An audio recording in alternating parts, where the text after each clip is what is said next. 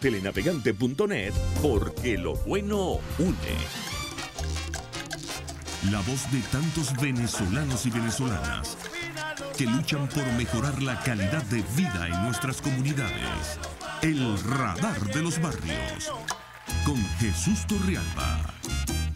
Regresamos al radar de los barrios, Carlos, y a propósito de este tema que estamos abordando hoy, el tema de las cifras que nos revela el INE, ¿no? Pudiéramos compartir algo o una frase que mencionaba Chugo en el artículo, donde decía la petropobreza, miseria a la venezolana, ¿no? Y otro de los títulos que era pobreza se escribe con P de peligro, y es que justamente este tema de la inseguridad en cada uno de nuestros barrios y fuera de los barrios también, en general en toda Venezuela, es un tema muy relacionado, por supuesto, a la pobreza. Tenemos en línea, Carlos, a Ingrid Palacios.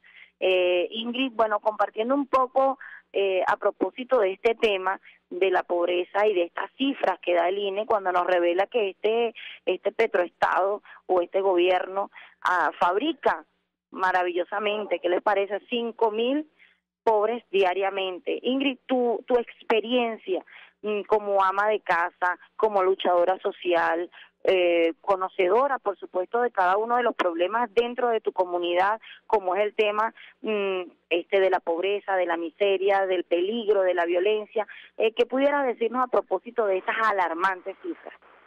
Bueno, Evelyn, no dejo de conectarme con el tema, pero quisiera dar una alerta de emergencia. Ahorita estamos en el puente de Las Tinajas, porque en el tema del dragado del río Guaire, fíjate tú, el sedimento que una de las máquinas se está hundiendo, porque bueno, la sedimentación está que ha cortado tanto los niveles del río, que una de las máquinas que está haciendo el dragado se paró sobre las arenas movedizas y en este preciso momento se está hundiendo con el operador adentro. Entonces, bueno, hay una situación de alerta, está siendo atendida por Protección Civil del municipio de Sucre, estoy aquí yo como concejal de la zona, y bueno, todo esto que oye es todo lo que se ha tenido que desplegar para rescatar al operador que se encuentra dentro de la máquina prácticamente hundido en el desastre que ha representado el caso del río Guaire. Pues más sedimentación y un despilfarro de recursos inmensos para pasar este tipo de cosas. Aparte, bueno, conectándome con el tema, bueno, sin duda alguna, es una fábrica de pobres lo que se ha constituido el socialismo del siglo XXI, porque no podemos entender cómo a 102 bolívares el barril de petróleo nosotros vemos esos cordones de marginalidad, de pobreza extrema. Fíjate tú, ¿cuánto le irá a costar ahorita a una madre con 5 hijos llevar a sus hijos a la escuela? ¿Cuánto le va a costar el uniforme, un par de zapatos?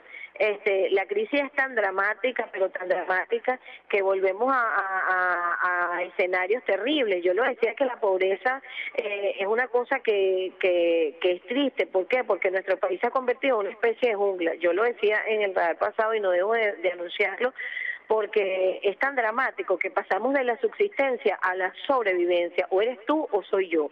Fíjate, en un mercal en el barrio se llama Medina Garita de Petare, le cortan la cara a una muchacha por el puesto de la cola. O sea, ¿qué había detrás de esa pelea?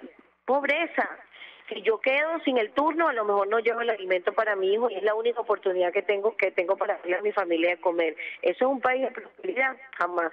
¿Eso lo merecen los venezolanos? Para nada. Fíjate tú, la pobreza ha avanzado tanto que este gobierno ha sido tan negligente que el bachaqueo, que solo lo veíamos en zonas como fronterizas, en estados fronterizos, trasladado a la capital del país, donde tú ves lo que bien decía el profesor Carlos, la economía, el sentido de la oportunidad de ver el rebusque, de ver mi salida económica en el rebusque. Entonces me pongo a bachaquear, me llevo a la familia que está desempleada porque está pelando y hacemos las colas por los diferentes supermercados, y al que tiene la suerte de tener un trabajo, entonces yo le vendo un poco más caro porque yo no tengo con qué trabajar. Entonces detrás de un boneroso que tú ves dice, oye, ahí está un delincuente. No, está un carajo que está subsistiendo ante una economía salvaje, demoníaca como esta, que parece que se paga a todo el que quiera prosperar este país y lo expulsa en un estado de mayor pobreza que cuando empezó este gobierno. Entonces es dramático. Tú le preguntas a un pensionado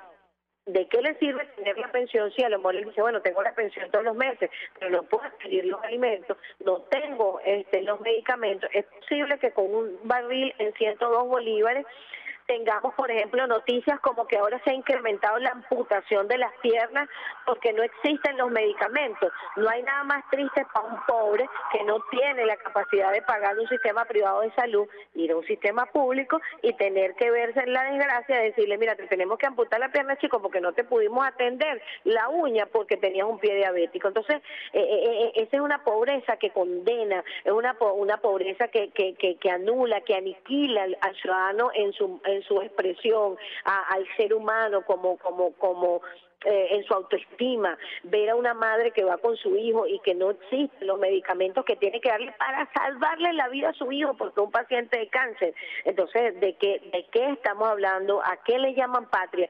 Nos alarma mucho el embarazo precoz. Eso es producto de unas malas políticas. Imagínate, ahorita somos primer país en América Latina de embarazo precoz. ¿Qué nos lleva a eso?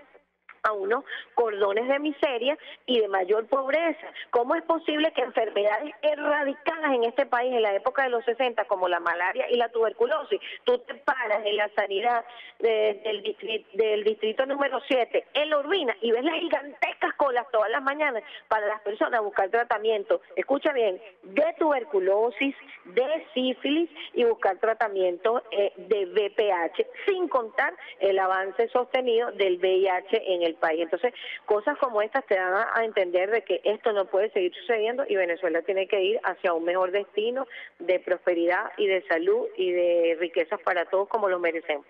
Ingrid, antes de irnos al corte brevemente, te refiero que en Vargas, por ejemplo, hoy reseña la prensa en el lado oeste de nuestro estado, en Castelamar, concretamente en el llamado Hospitalito de Castelamar, las consultas en niños por diarrea, problemas gastrointestinales, dolores intestinales, están vinculadas a la escasez de agua y a que el agua, cuando surten de la misma, pues llega contaminada, pues la planta de tratamiento de filtrado que lo hacen en la planta de Picure, que es de donde es alimentado por el sistema de TUI 3, pues es prácticamente agua cruda sin ser tratada la que está consumiendo el lado oeste de nuestro estado. Ustedes en Petare, recordemos que Ingrid es concejal precisamente del municipio Sucre, que además tiene a la parroquia mayor poblada de América Latina como es Petare.